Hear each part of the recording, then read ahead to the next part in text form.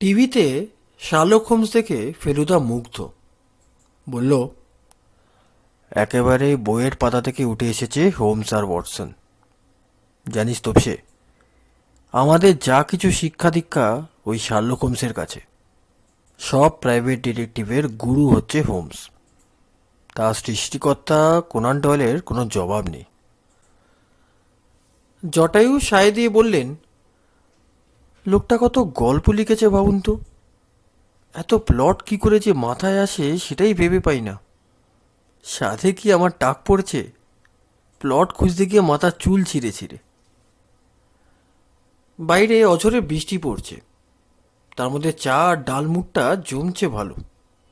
আসলে লালমোহনবাবুও 41টা রহস্য উপন্যাস লিখেছেন, কিন্তু তার বেশিরভাগই ফেলুদার ভাষায় থোর বড়ি খাড়া, খাড়া বড়ি থোর। তবে প্লটের জন্য মাথা খুললেও ভদ্রলোকের উৎসাহের অভাব নেই। আর সত্যি বলতে কি, ফেলুদার সঙ্গে বন্ধুত্ব হওয়ার পর থেকে ওর গল্পও অনেক ইমপ্রুভ করে গেছে। শ্রীনাথকে একটু বলো না ভাই তোপেশ, বললেন লালমোহনবাবু।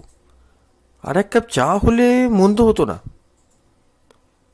আমি শ্রীনাথকে চায়ের ফরমাস দিয়ে আসতেই দরজায় টোকা পড়ল। তার আগে অবশ্য ট্যাক্সি থামার শব্দ পেয়েছি। দরজা খুলে দেখি ছাতা মাথায় এক ভদ্রলোক, মাঝারি হাইট, ফর্সা রং, দাড়িগোঁফ কামানো, বয়স 40-45। বললাম, কাকে চাই? অবশ্যই এ প্রশ্নটা না করলেও চলতো, কারণ দেখেই বুঝেছি মক্কেল। এটা কি প্রদোষ মিত্রের বাড়ি? প্রশ্ন করলেন ভদ্রলোক। এবারে ফেলুদাই বলে উঠল, আপনি আসুন ভেতরে। ভদ্রলোক ছাতাটা বন্ধ করে ঢুকলেন। ওটাকে দরজার পাশেই রেখে দিন, বলল ফেলুদা। ভদ্রলোক তাই করলেন। তারপর সোফার একপাশে এসে বসলেন। ফেলুদা বলল, আমার নাম প্রদোষ মিত্র, আর ইনি আমার বন্ধু লালমোহন গাঙ্গুলি। যাক, তবু আপনাকে বাড়ি পাওয়া গেল, বললেন ভদ্রলোক। টেলিফোন করে কানেকশন পাইনি, আজকাল যাওয়া হাওয়ে আর কি। কি ব্যাপার বলুন। বলছি, আগে আমার পরিচয়টা দিই। আমার নাম মহিতোষ রায়। নাম শুনে চিনবেন ততটা আশা করি না, যদিও থিয়েটার লাইনে আমার কিছুটা খ্যাতি আছে। আপনি তো অপ্সরা থিয়েটারে আছেন, তাই না? ঠিকই ধরেছেন, এখন প্রফুল্লতে অভিনয় করছি। হ্যাঁ, জানি। আপনার কাছে এসেছি একটা সংকটে পড়ে। কী সংকট? কদিন থেকে আমি হুমকি চিঠি পাচ্ছি। কার কাছ থেকে তা বলতে পারবো না। হুমকি চিঠি? তার কিছু নমুনা আমি সঙ্গে করে নিয়ে এসেছি, এই দেখুন। ভদ্রলোক পকেট থেকে 4টে কাগজ বার করলেন, তারপর সেগুলো টেবিলের উপরে রাখলেন। আমি দেখলাম একটায় লেখা সাবধান, আরেকটায় লেখা আছে তোমার দিন ফুরিয়ে এলো, আরেকটায় তোমার দুষ্কৃতির ফল ভোগ করো, আর 4 নম্বরটায় আর সময় নেই, এবার ইষ্টনাম জপ করো। গোটা গোটা বড় বড় অক্ষরে লেখা, আর সবই যে একই লোকের লেখা তা বুঝবার কোনো উপায় নেই। এসব কি ডাকে এসেছে? ফেলুদা জিজ্ঞেস করল। আগে হ্যাঁ। এগুলো কদিনের মধ্যে পেয়েছেন? 7 দিন। কে লিখেছে কিছু অনুমান করতে পেরেছেন কি? হ্যাঁ, একেবারেই না। আপনার প্রতি বিরূপ এমন কোনো লোকের কথা মনে পড়তে পারছেন না? দেখুন, আমি থিয়েটারে কাজ করি। আমাদের মধ্যে ছোটোখাটো ঝগড়া, মনোমালিন্য এসব লেগেই আছে। আমি 2 বছর হলেও অপ্সরায় আছি, তার আগে রূপমঞ্চে ছিলাম। আমাকে নেওয়া হয় একটি অভিনেতার জায়গায়। স্বভাবতই সে অভিনেতা এতে সন্তুষ্ট হননি। সে নিশ্চয়ই ঈর্ষায় ভুগছে। এই অভিনেতার নাম কি? জগন্ময় ভট্টাচার্য। ভয়ানক ড্রিঙ্ক করতে শুরু করেছিল, তাই তাকে আর রাখা যায়নি। তিনি এখন কি করছেন, কোথায় আছেন তা জানি না। এই জগন্ময় ভট্টাচার্য ছাড়া আর কারোর কথা মনে পড়ছে? আমার একটি ছোট ভাই আছে, তার সঙ্গে আমার বনে না। সে অবশ্যই আলাদা থাকে, আমার বাবার মৃত্যুতে সম্পত্তি সব আমি পাই। আমার ছোট ভাই অসৎ সঙ্গে পড়ে নষ্ট হয়ে যায়, বাবা তাকে উল থেকে বাদ দেন। ছোট ভাই স্বভাবতই খুব অসন্তুষ্ট হয় এই ব্যাপারে। এছাড়া শত্রু বলতে আর কাউকে তো মনে পড়ছে না। আপনি সাবধানে আছেন তো? তা তো আছি, কিন্তু আপনি যদি একটু পথ বাতলে দেন। এই ব্যাপারে সাবধানে থাকতে বলা ছাড়া তো আর কিছু বাতলাবার নেই। আপনি থাকেন কোথায়? বালিগঞ্জে, 5 নম্বর পণ্ডিতিয়া প্লেস। একাই থাকেন? আগে হ্যাঁ, একটি চাকর আর একটি রান্নার লোক আছে। আমি এখনো বিয়ে করিনি। সত্যি বলতে কি, এই অবস্থায় আমার আর কিছুই করার নেই। এরকম হুমকি কেস আমার কাছে আগেও এসেছে। চিঠিগুলো থেকে কিছুই ধরা যায় না। এখানে 4টে চিঠিতে দেখছি 4 রকম পোস্টমার্ক। কাজেই কোথা থেকে এসছে তাও বলা যাচ্ছে না। অধিকাংশ ক্ষেত্রেই দেখেছি শেষ পর্যন্ত কিছু হয় না। তবে আপনাকে কেউ উৎকণ্ঠায় ফেলতে চাইছে সেই বিষয়ে কোনো সন্দেহ নেই। আমি বলি কি, আপনি একবার পুলিশে যান। তারা এসব ব্যাপারে আরও ভালো ব্যবস্থা করতে পারে। ভদ্রলোক যেন একটু মুষড়ে পড়লেন, বললেন, পুলিশ? কেন? পুলিশের বিরুদ্ধে আপনার কোনো অভিযোগ আছে নাকি? না না, তা নেই। তবে আর কি, আপনি সোজা থানায় গিয়ে রিপোর্ট করুন।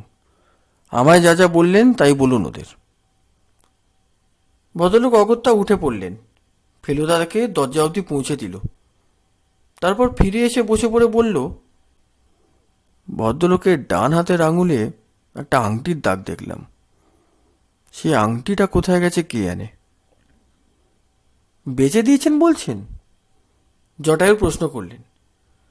দিলে আশ্চর্য হব না। পায়ের জুতো জোড়াও অবস্থা বেশ খারাপ। প্রফুল্লতে উনি প্রধান ভূমিকায় অভিনয় করছেন না সেটা জানি। সেটা করছেন অপ্সরা স্টার অভিনেতা নেপাল লাহিড়ী। কিন্তু কে ওর পেছনে লেগেছে বলো তো? আমি প্রশ্ন করলাম। কি করে বলবো বল? উনি যে দুজনের কথা বললেন তাদের একজন হতে পারে। মোট কথা, এ কেস আমার নেওয়া চলে না। আর অনেক সময় এগুলো স্রেফ ভাওতার ওপরে চলে। আমার কত টেলিফোন এসছে বলতো হুমকি দিয়ে। সেসব মানতে হলে তো বাড়িতে হাত পা গুটিয়ে বসে থাকতে হয়। কিন্তু এই চিঠির ব্যাপারটা যে ভাওতা নয়, সেটা 3 দিন পরেই জানতে পারলাম। খবরটা জানা গেল খবরের কাগজ মারফত। ছোট করে লেখা খবর, অপ্সরা থিয়েটারের অভিনেতা নিখোঁজ। মহিতোষ রায় নাকি সন্ধেবেলা থিয়েটারে না থাকলে লেকের ধারে বেড়াতে যেতেন। গত পরশু অর্থাৎ সোমবার তিনি যথারীতি বেড়াতে গিয়ে আর বাড়ি ফেরেননি। বাড়ির চাকর থানায় গিয়ে খবর দেয়, পুলিশ এ নিয়ে তদন্ত চালাচ্ছে। ফেলুদা বিরক্ত হয়ে বলল, লোকটাকে পই পই করে বলেছিলাম সাবধানে থাকতে, তার লেকে বেড়াতে যাওয়ার কি দরকার ছিল? যাই হোক, আমার কাছে যখন এসেছিলেন ভদ্রলোক, তখন একবার ওর বাড়িতে যাওয়া দরকার। ঠিকানাটা মনে আছে? 5 নম্বর পণ্ডিতিয়া প্লেস। গুড। তোর স্মরণশক্তি পরীক্ষা করছিলাম। 9টা নাগাদ আমরা বেরিয়ে পড়লাম। 5 নম্বর পণ্ডিতিয়া প্লেস একটা ছোট্ট দোতলা বাড়ি। তার একতলায় থাকতেন মহিতোষবাবু। চাকর দরজা খুলে দিলে আমরা নিজেদের পরিচয় দিয়ে ভেতরে ঢুকলাম। ফেলুদা চাকরকে বলল, তোমার মনিব আমার কাছে এসেছিলেন সাহায্য চাইতে। উনি মাঝে মাঝে হুমকি চিঠি পাচ্ছিলেন, সে খবর তুমি জানো? জানি বই কি বাবু, আমি 22 বছর ওনার কাজ করছি। আমাকে সব কথাই বলতেন। আমি ওকে অনেক করে বলেছিলাম, আপনি বেড়াতে যাবেন না, বাড়িতে থাকুন, সাবধানে থাকুন। তা উনি আমার নিষেধ তো শুনলেন না। যখন দেখলাম রাত 9:30 হয়ে গেল, তাও আসছেন না, আমি তখন নিজে গেলাম একবার লেকে।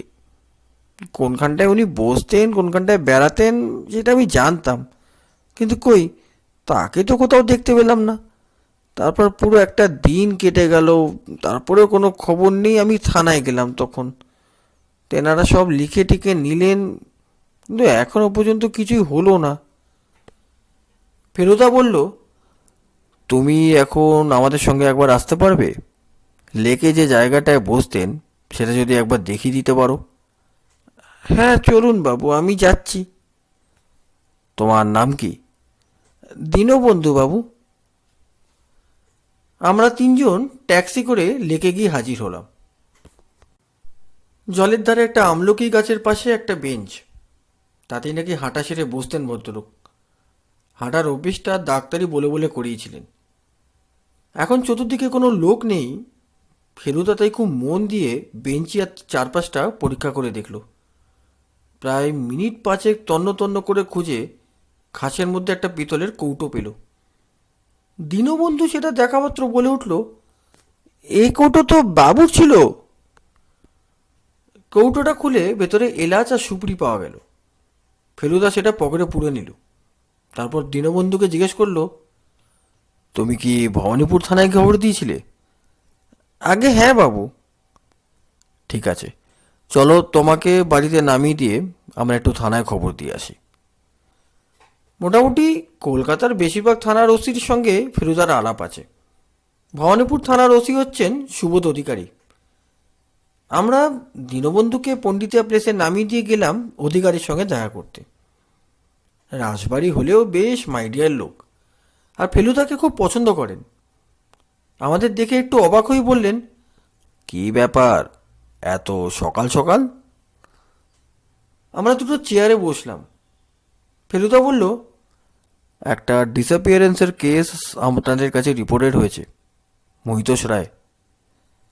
হ্যাঁ, এটা বোধহয় সত্যবান দেখছিল। দাঁড়াও, ওকে ডাকি।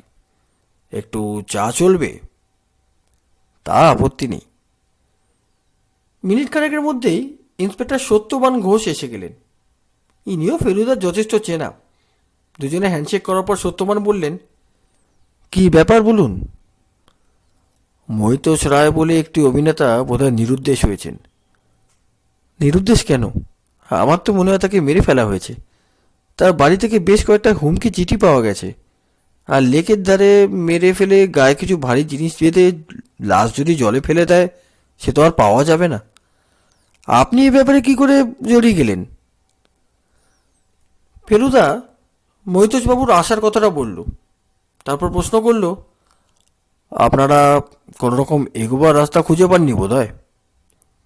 ঘোষ বললেন, ভদ্রলোক অপসরা থিয়েটারে অভিনয় করতেন। আমরা সেখানে খোঁজ করেছি, কিন্তু কিছু এগোতে পারিনি। থিয়েটারে কারোর সঙ্গে এমন শত্রুতা ছিল না যে খুন হতে পারে। পেটি জেলাসি তো সবসময় থাকতেই পারে, কিন্তু সেটা তো খুনের কারণ হয় না। ভদ্রলোকের আর্থিক অবস্থা কেমন ছিল?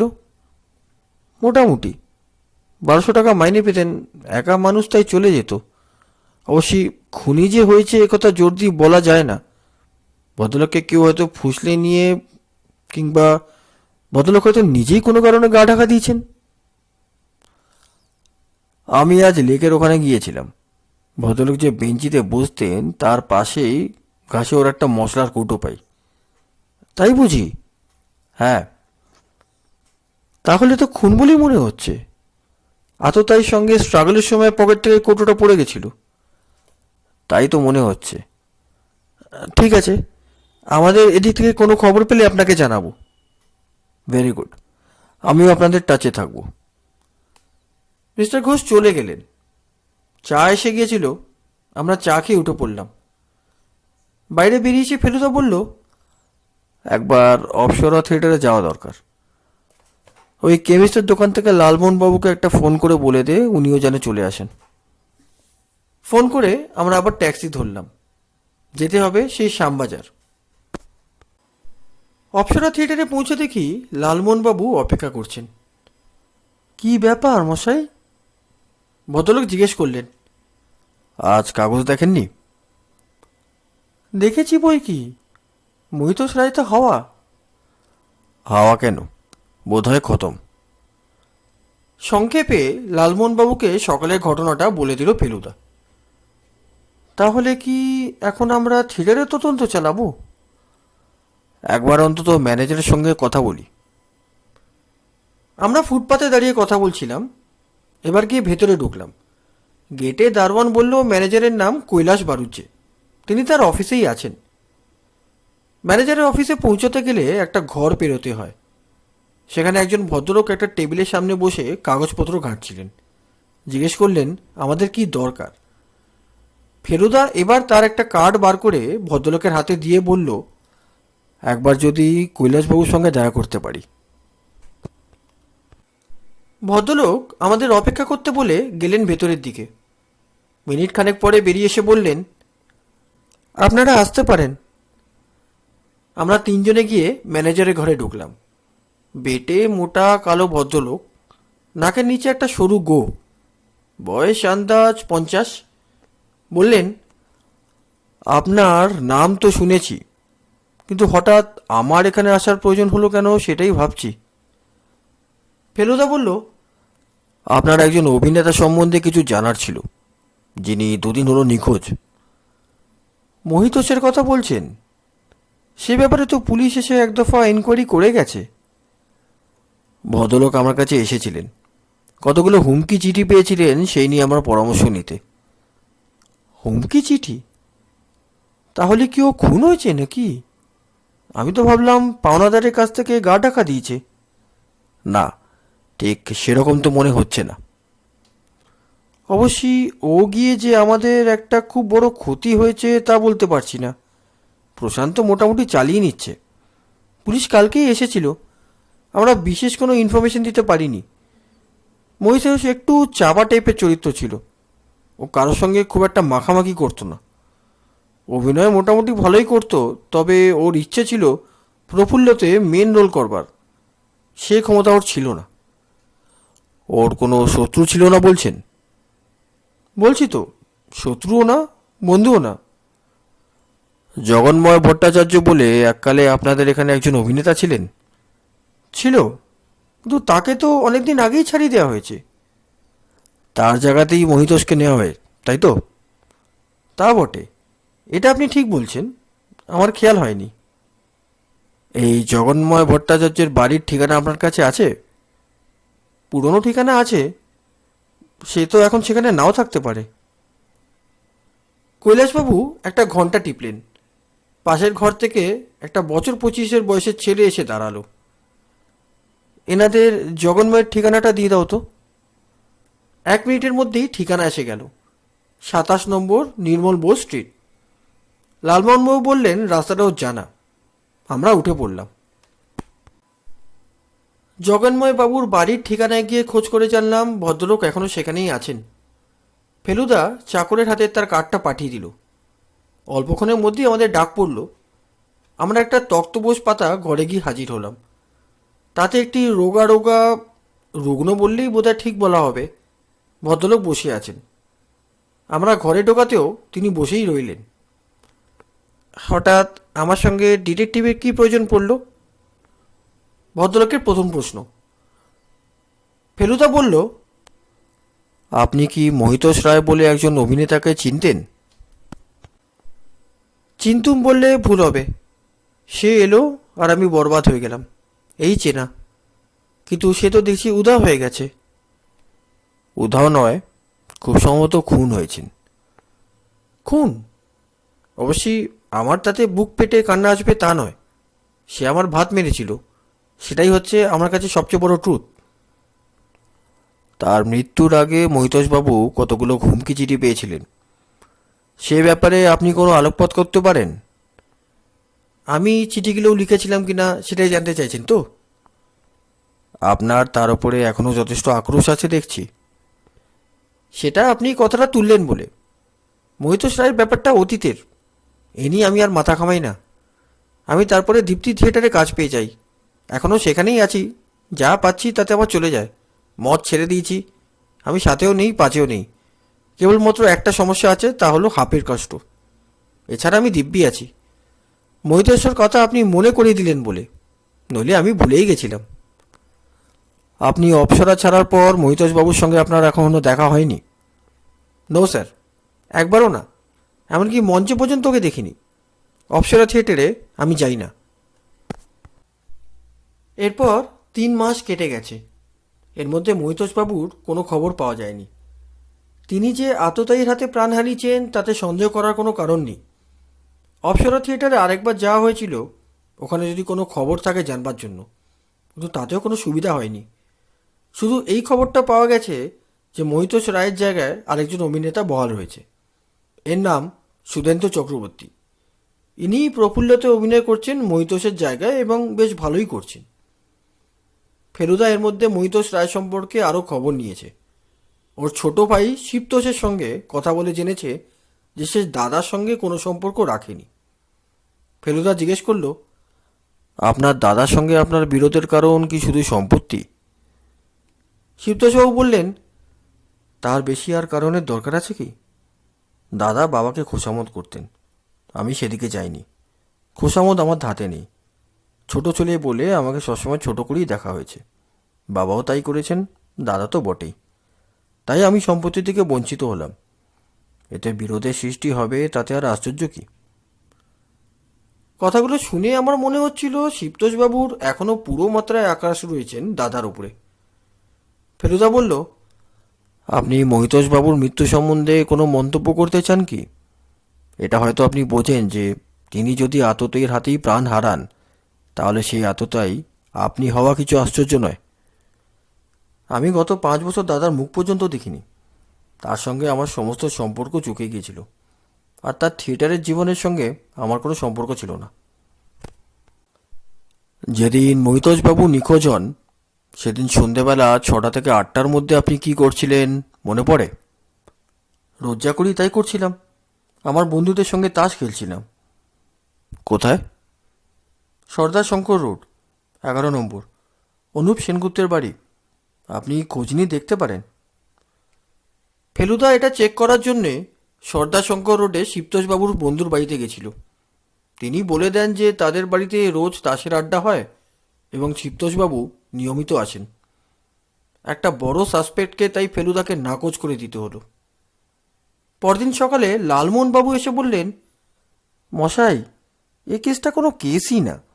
আপনি মিথ্যেটা নিয়ে মাথা কামাচ্ছেন। তার চেয়ে চলুন আমরা দিন চারেকের জন্য কোথাও ঘুরে আসি। আমারও মাথায় একটা প্লট আসছে বলে মনে হচ্ছে, আর আপনিও মাথাটা একটু সাফ করে নিতে পারবেন। কোথায় যাবেন? ফেলুদা প্রশ্ন করল। দীঘা গেলে কেমন হয়? ওটা তো এখনো দেখাই হয়নি। বেশ, তাই হোক। আমারও মনে হয় এই কেসটার কোনো নিষ্পত্তি হবে না। মহিতোষের হত্যাকারী আইনের হাত থেকে পার পেয়ে যাবে। আমরা পরদিনই দীঘা গিয়ে হাজির হলাম। ট্যুরিস্ট লজে বুকিং করা ছিল। দিব্যি আরামে থাকা যাবে বলে মনে হলো, আর তার উপরে সমুদ্র স্থান। লালমোহনবাবু একটা নতুন লাল সুইমিং কস্টিউম কিনে এনেছিলেন। দীঘাতে কলকাতার খবরের কাগজ আস্তে আস্তে সন্ধে হয়ে যায়। 3 দিনের দিন আনন্দবাজারটা হাতে নিয়ে প্রথম পাতা দেখেই ফেলুদা প্রায় লাফিয়ে উঠল। সর্বনাশ! কি ব্যাপার? লালমোহনবাবু আর আমি একসঙ্গে বলে উঠলাম। অপ্সরা থিয়েটারের প্রধান অভিনেতা খুন, বলল ফেলুদা। এ কি আরম্ভ হয়েছে বল দেখি। খবরটা পড়ে দেখলাম। বলেছে অপ্সরা থিয়েটারের প্রধান অভিনেতা নেপাল লাহিড়ী 2 দিন আগে থিয়েটারের পর ট্যাক্সিতে বাড়ি ফিরছিলেন। পথে এক বন্ধুর বাড়িতে যাবেন বলে ট্যাক্সি থেকে নামেন। বন্ধুর বাড়ি একটা গলির ভেতরে। সেই গলিতেই তাকে ছোড়া মেরে খুন করা হয়। পুলিশে খবর দেওয়া হয়েছে, তারা তদন্ত চালাচ্ছে। নেপালবাবুর স্ত্রী ও একটি 12 বছরের ছেলে আছে। তারা এই বিষয়ে কোনো আলোকপাত করতে পারেননি। তাহলে কি হবে? লালমোহনবাবু প্রশ্ন করলেন। তাহলে একবার আপনাকে যেতে হবে অপসরা থিয়েটারে কিছু জিজ্ঞাসাবাদ করতে। কেন? আমাকে কেন? কারণ আমার পাটা আজ মুচকেছে সমুদ্রে স্নান করার সময়। কাল ভালো রকম ব্যথা হবে বলে মনে হচ্ছে। তাহলে চলুন আজই ফেরা যাক। কলকাতায় গিয়ে চুন হলুদ দিয়ে পাটা বেঁধে ফেলবেন। আপনি পারবেন তো আমার ভূমিকা নিতে? তা একদিন যখন আপনার সঙ্গে রয়েছি তখন কিছুটা জ্ঞানগম্যি তো হয়েছেই। আমরা সেদিনই কলকাতায় ফিরে এলাম। কথা হলো পরদিন সকাল 9টায় লালমোহনবাবু আমাদের বাড়ি আসবেন। ফেলুদা তাকে কিছুটা তালিম দিয়ে দেবে। তারপর 10টা নাগাদ আমরা দুজনে যাব অপ্সরা থিয়েটার। পরদিন সকালে ফেলুদার কাছে তালিম নিয়ে আমরা ঠিক 10টায় পৌঁছে গেলাম অপ্সরা থিয়েটারে। লালমোহনবাবুর গদগদ ভাব। বললেন, আমার অনেক দিনের আফসোস ছিল যে তোমার দাদাকে আরেকটু সক্রিয়ভাবে সাহায্য করতে পারি না। এইবারে তার সুযোগ এসেছে। ভদ্রলোক আজ ধুতি পাঞ্জাবির বদলে প্যান্ট শার্ট পরে এসেছেন। বললেন এতে কাজটা অনেক চটপটে হয়। ওভারনাইট কার্ড ছাপিয়ে নিলুম আমার নামে। দেখতে কেমন হয়েছে? কার্ড নিয়ে দেখি তাতে ইংরেজিতে লেখা রয়েছে লালমোহন গাঙ্গুলি, রাইটার। দিব্যি হয়েছে, আমি বললাম। দারোয়ানের হাতে একটা কার্ড ম্যানেজারের কাছে পাঠিয়ে দেওয়া হলো। 3 মিনিটের মধ্যে আমাদের ডাক পড়ল। কৈলাসবাবুকে দেখে মনেই হলো না আমাদের উনি চিনতে পেরেছেন। বেশ রুক্ষভাবেই বললেন, শুনুন, আমার এখানে এখন বিশেষ গোলমাল।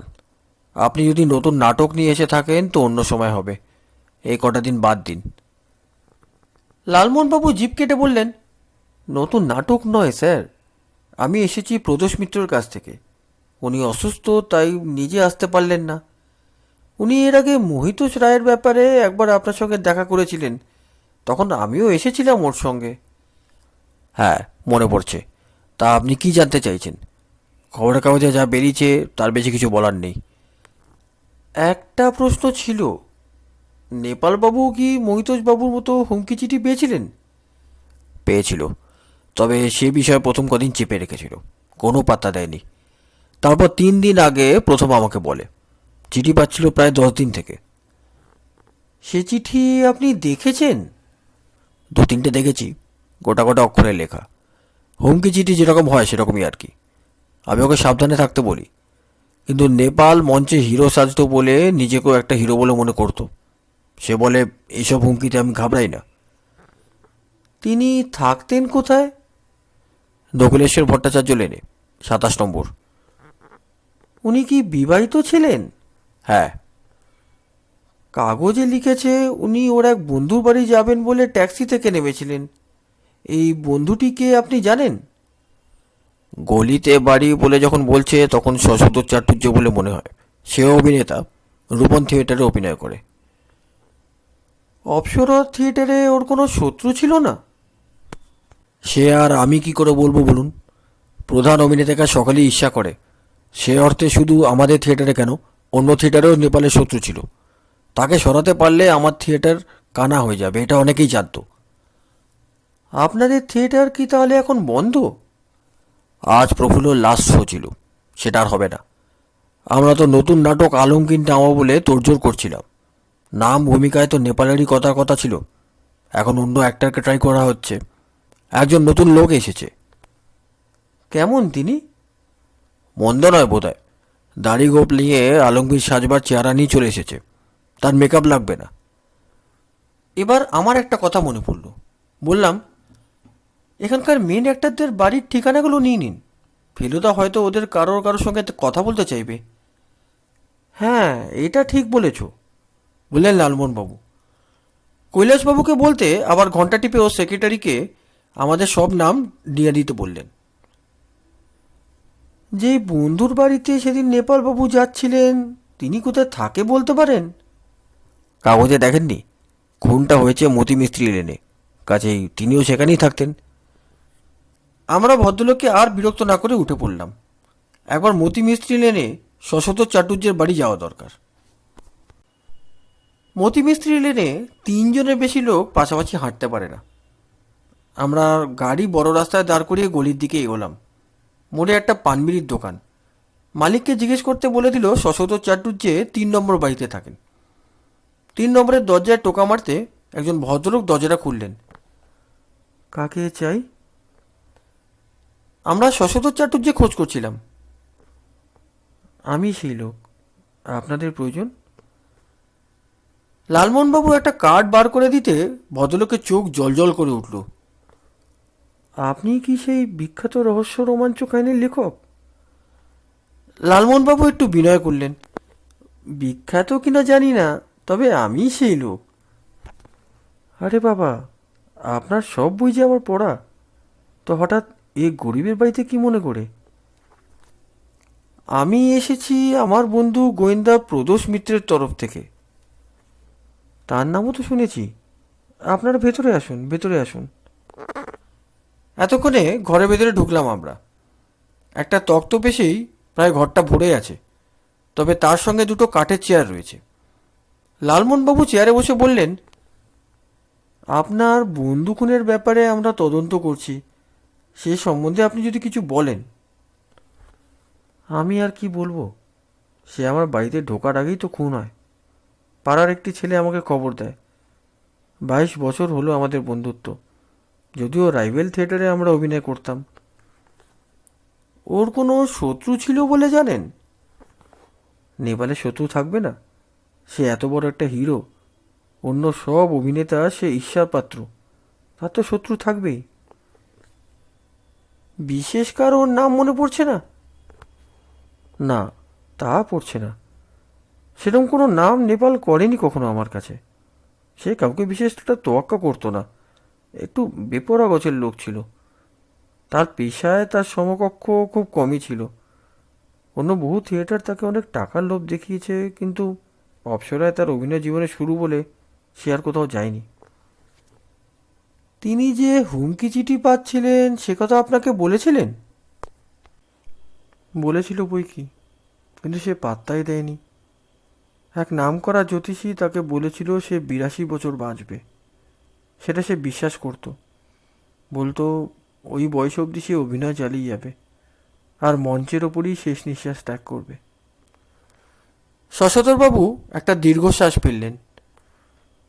এর বেশি আমার আর কিছু বলার নেই জানেন, আর আমার মন মেজাজও ভালো নেই। আপনারা বরং আসুন। আমরা উঠে পড়লাম। এক সকালের পক্ষে অনেক কাজ হয়েছে মনে করে আমরা বাড়ির দিকেই রওনা দিলাম। ফেলুদাকে সব রিপোর্ট করতে হবে। ফেলুদা সব শুনে টুনে লালমোহনবাবুর খুব তারিফ করলো। বলল, আপনি তো একেবারে পেশাদারি গোয়েন্দার মতন কাজ করেছেন। যেটা বাকি রইল সেটা হচ্ছে অপ্সরা থিয়েটারের অন্য প্রধান অভিনেতাদের জেরা করা, বিশেষ করে টপ অভিনেতা, যাদের সঙ্গে নেপাল লাহিড়ির হৃদ্যতাও ছিল, রেশারেশিও ছিল। তোমার পা কি বলে? আমি জিজ্ঞেস করলাম। এখনও নট নরণচরণ, আরও 2 দিন অন্তত লাগবে সারতে। ভালো কথা, অভিনেতাদের সঙ্গে যখন কথা বলবেন তখন নতুনটিকেও বাদ দেবেন না। না না, তা তো নয়ই। লালমোহনবাবু ফেলুদার কাজটা করে খুব খোশ মেজাজে ছিলেন। বললেন, এ এক নতুন অভিজ্ঞতা হলো। আসলে আপনার কাজটা যত কঠিন বলে মনে হয় তত কঠিন নয়। কঠিন কেবল রহস্য উদ্ঘাটন। তা বটে, তা বটে। সেটা এখনো পারবো না নিশ্চয়ই, আর সেরকম দাবিও করছি না। তবে একটা কথা বলতে পারি, আজ ওখানে আমাকে দেখলে আপনি চিনতেই পারতেন না। বটে? 100%। ওখানে কি মহড়া চলছে? আমি বললাম, চলছে বোধহয়, কয়েকদিনের মধ্যেই তো আলমগীর শুরু হবে। তাহলে ম্যানেজারকে টেলিফোন করে কোন সময় গেলে সকলের সঙ্গে দেখা হবে আর কথা বলা যাবে সেটা জেনে নিবি। ঠিক আছে। পুলিশ দেখলি? কই না তো। আছে নিশ্চয়ই, কাগজে তো লিখেছে তারা তদন্ত চালাচ্ছে। একবার ইন্সপেক্টর ভৌমিককে ফোন করব, তার আন্ডারেই কেসটা পড়বে বলে মনে হচ্ছে। ইন্সপেক্টর ভৌমিকের সঙ্গে কথা বলে ফেলুদা জানলো যে পুলিশ একটা গুন্ডার দলকে সন্দেহ করছে। নেপালবাবুর নাকি একটা সোনার ঘড়ি ছিল, সেটা খুনের পর পাওয়া যায়নি। খুবই দামি ঘড়ি, এবং সেটাই হয়তো খুনের কারণ হতে পারে। ফেলুদা বলল, তাহলে থিয়েটারের সঙ্গে খুনের কোনো সম্পর্ক নেই বলছেন? তাতে ভৌমিক বললেন, ওর তাই ধারণা। একটা গুন্ডার দল কিছুদিন থেকেই নাকি ওই অঞ্চলে উৎপাত করছে। তারা প্রায় সকলেই দাগি আসামি। ছুরিটা নেপালবাবুর গায়েই বিঁধেছিল, কিন্তু তাতে কোনো আঙুলের ছাপ পাওয়া যায়নি। সবশেষে ভৌমিক বললেন তিনি আশা করছেন 3 দিনের মধ্যেই কেসটা নিষ্পত্তি হয়ে যাবে। এবার হয়তো আর ফেলুদাকে কোনো ভূমিকা নিতে হবে না। ফেলুদা টেলিফোনটা রেখে বলল, ম্যানেজারকে ওই ফোনটা করে নে, অভিনেতাদের একবার জেরা করা দরকার। আমি তখনই অপসরা থিয়েটারে ফোন করলাম। 2-3 ডায়াল করার পর লাইন পেলাম।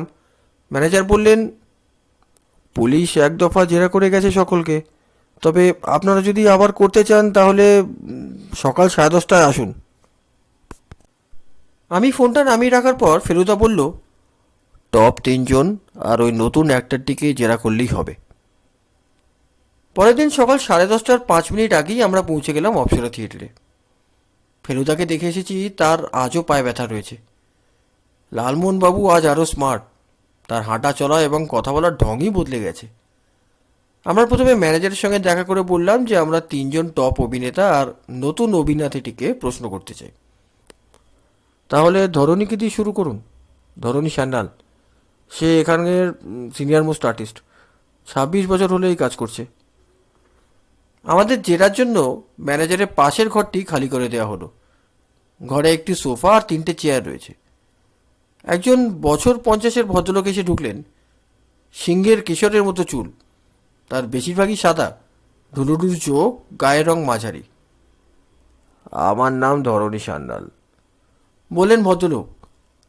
আপনারা গোয়েন্দা? আগে হ্যাঁ, সোজাসুজি বললেন লালমোহনবাবু। আমরা নেপাল লাহিড়ীর ব্যাপারে তদন্ত করছি।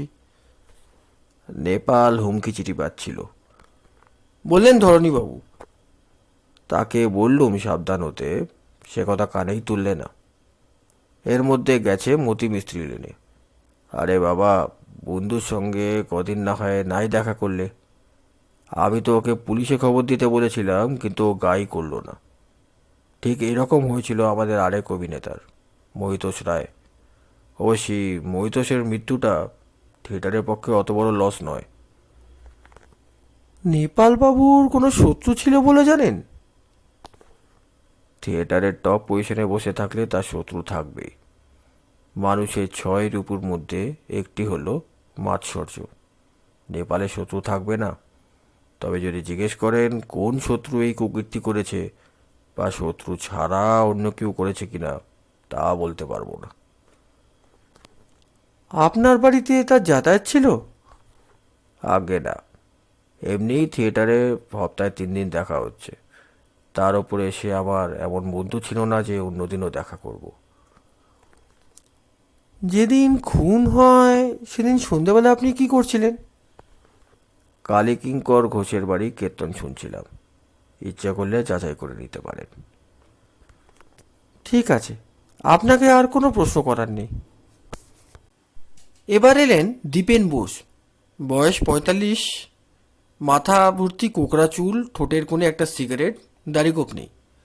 ভদ্রলোক প্রথমেই বললেন, আমি আর নেপাল প্রায় একই সঙ্গে অপ্সরা থিয়েটার জয়েন করি। সে ছিল জাত অভিনেতা, আমারও অ্যাম্বিশন ছিল, কিন্তু দেখলাম নেপালের সঙ্গে পেরে উঠব না। তাতে আপনার মনে ঈর্ষা জাগেনি? তা জেগেছে বই কি, বিলক্ষণ জেগেছে। অনেকদিন মনে মনে ভেবেছি এই লোকটা আমার পথে কাটা হয়ে রয়েছে, এটাকে সরানো যায় না। এই চিন্তাকে কার্য পরিণত করার ইচ্ছে হয়নি কোনোদিন? পাগল, আমরা ছাপোষা লোক, আমাদের দিক কি খুন খারাপই হয়? নাটক করি, তাই নানা রকম নাটকের চিন্তা মাথায় আসে, ব্যাস ওই পর্যন্ত। যেদিন খুনটা হয় সেদিন সন্ধেবেলা আপনি কি করছিলেন? বায়োস্কোপ দেখছিলাম, তবে প্রমাণ দিতে পারবো না। টিকিটের অর্ধেক অংশ আমি কখনো রাখি না। কি ছবি দেখলেন? মনের মানুষ। কেমন লাগলো? 3rd class. ঠিক আছে, আপনি আসতে পারেন। তৃতীয় অভিনেতার নাম ভুজঙ্গ রায়। এর বয়স 50-এর ওপর, চোখা নাক, চোখ কোটরে বসা, গাল তোবড়ানো, মাথার চুল পাতলা হয়ে এসেছে। আপনার সঙ্গে নেপালবাবুর সদ্ভাব ছিল? এই থিয়েটারে নেপালি ছিল আমার সবচেয়ে বড় বন্ধু। তার মৃত্যু সম্বন্ধে আপনার কিছু বলার আছে? এর চেয়ে বড় ট্র্যাজেডি থিয়েটার মহলে অনেক দিন হয়নি। নেপাল ছিল আশ্চর্য অভিনেতা। আমার সঙ্গে কোনোদিন ক্ল্যাশ হয়নি, কারণ ও করতো নায়কের রোল আর আমি করতাম ক্যারেক্টার পার্ট। উনি হুমকি চিঠি পাচ্ছিলেন সেটা আপনাকে বলেছিলেন? প্রথম দিনই আমি ওকে ওয়ার্নিং দিই, এসব চিঠি উড়িয়ে দিও না, আর বিশেষ করে মতি মিস্ত্রি লেনে কিছুদিন যাওয়া বন্ধ করো। ও পাড়াটা নোটোরিয়াস। কে কার কথা শুনে?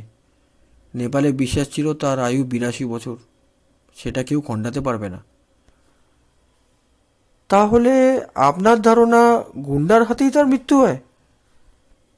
তাই তো মনে হয়, কারণ তার দামি ঘড়িটাও তো পাওয়া যায়নি। সোনার ওমেগা ঘড়ি, দাম ছিল 7,000 টাকা। ভুজঙ্গবাবুকে ছেড়ে দিলাম, উনি আমাদের ধন্যবাদ দিয়ে চলে গেলেন। এবার এলেন নতুন অভিনেতা, নাম সুধেন্দু চক্রবর্তী। প্রথম দেখে একটু হকচকিয়ে যেতে হলো, কারণ মোগলাই দাড়ি আর গোঁফ দেখে মনে হয় উনি মেকআপ নিয়ে রয়েছেন। বললেন, অপ্সরা থিয়েটারের আলমগীর হচ্ছে শুনেই তিনি দাড়ি রাখতে আরম্ভ করেন, আগে শুধু গোঁফ ছিল। আপনি এর আগে কোথাও অভিনয় করতেন? লালমোহনবাবু প্রশ্ন করলেন। কোথাও না, দু একটা অফিস ক্লাবে করেছি। আমার প্লাইউডের ব্যবসা ছিল, তবে অভিনয় আমার নেশা। আর কিছু করার না থাকলে আমি নাটকের বই খুলে বাট মুখস্থ করে আয়নার সামনে দাঁড়িয়ে অভিনয় করতাম। এখন অবশ্য আর তার আর দরকার হবে না। আপনি কি আলমগীরে পার্ট পেয়ে গেছেন? সে বিষয়ে সন্দেহ নেই, তবে কোন পার্ট সেটা এখনও স্থির হয়নি। মেন পার্টও হতে পারে। আপনি থাকেন কোথায়? আভাস রোড। ব্যবসা কি এখন ছেড়ে দেবেন? হ্যাঁ, অ্যাক্টিংয়ে আমার ধ্যান ছিল, সুযোগ পাইনি বলে ব্যবসা চালাচ্ছিলাম।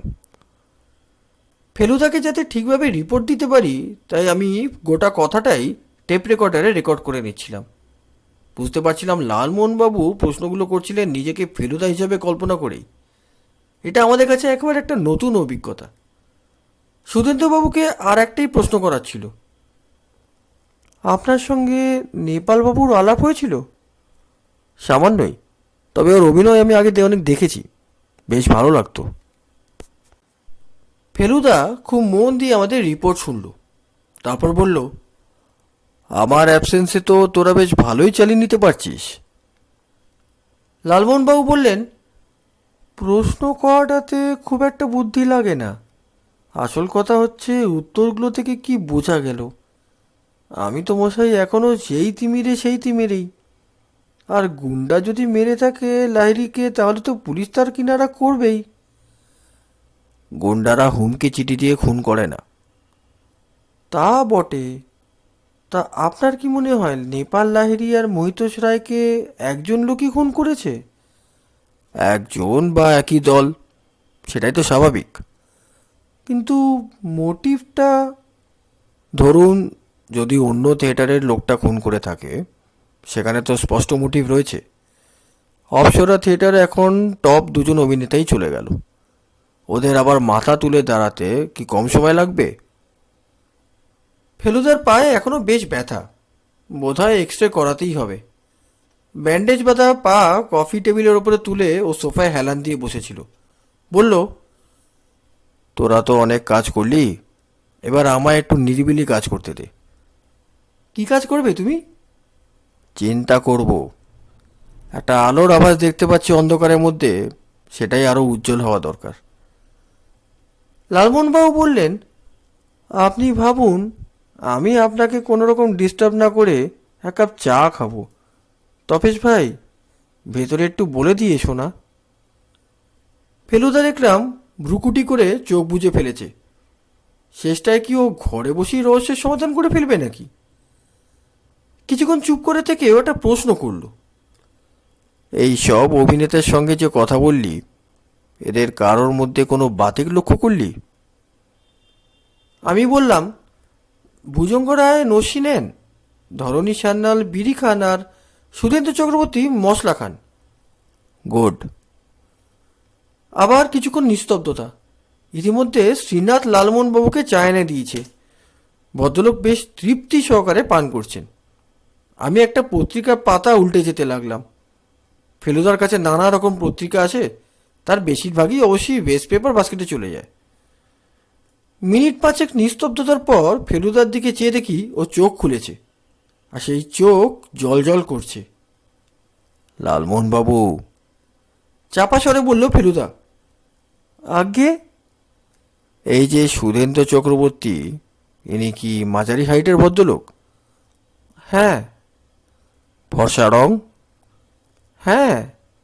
বয়স 40-45 বছর? হ্যাঁ, কিন্তু আপনি একে চেনেন নাকি? শুধু আমি নয়, আপনারাও চেনেন। বলেন কি? এবার বোধহয় ঘরে বসেই রহস্য উদ্ঘাটন হয়ে গেল। হ্যাঁ, দাঁড়ান, আগে ইন্সপেক্টর ভৌমিককে একটা ফোন করি। আমি ফেলুদার হয়ে নম্বরটা ডায়াল করে ফোনটা ওর দিকে এগিয়ে দিলাম। ফেলুদা বলল, কে? হরিদাসবাবু? আমি প্রদোষ মিত্র কথা বলছি। শুনুন, ওই অপ্সরা থিয়েটারের মামলাটা আমার মনে হয় গুন্ডাদের পেছনে সময় নষ্ট না করাই ভালো, কারণ আমি জেনে গেছি কে খুনটা করেছে। আমি তো এখন চলাফেরা করতে পারছি না, তাই আপনাকেই আসতে হবে আমার কাছে। আমি 99% শিওর। ঘণ্টাখানেকের মধ্যে এলেই হবে। ফেলুদা ফোন রেখে দিল। আমরা অবাক হয়ে ওর মুখের দিকে তাকিয়ে আছি। খুব জানতে ইচ্ছে করছে, তাই না? ঠিক আছে, তোদের আর সাসপেন্সে রাখবো না। ব্যাপারটা জলের মতন সহজ, অথচ জিলিপির মতো পেঁচালো। একটা কথা বলতেই হবে, hats off to the murderer. আশ্চর্য ফোন দিয়ে এটেছিল।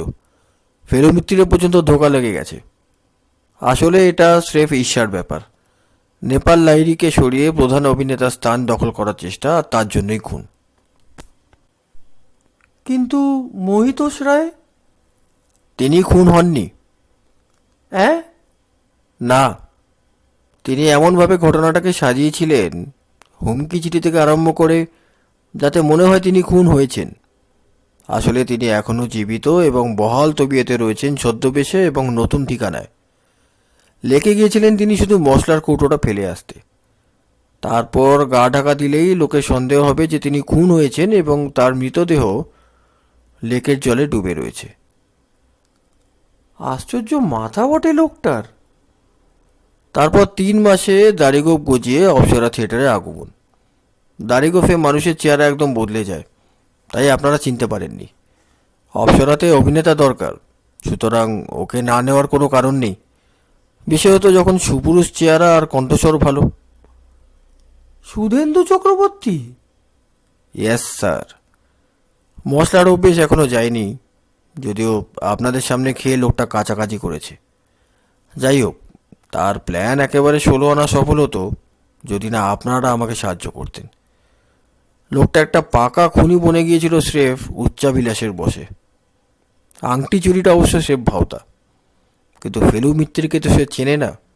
আমার কাছে এসে যে সে কত বড় ভুল করেছে এবার সে বুঝতে পারবে। ফেলুদা যে ব্যাপারটা ঠিকই ধরেছিল সেটা অবশ্যই পরদিনই ইন্সপেক্টর ভৌমিকের টেলিফোনে জানা গেল। লালমোহনবাবু আমাকে আলাদা পেয়ে বললেন, তোমার দাদার সঙ্গে আমাদের তফাৎটা কোথায় সেটা এখন হাড়ে হাড়ে টের পেয়েছি। কোথায় তফাৎ? লালমোহনবাবু তার টাকের উপরে ডান হাতের তর্জনীর ডগা দিয়ে টোকা মেরে বললেন, মাথায়।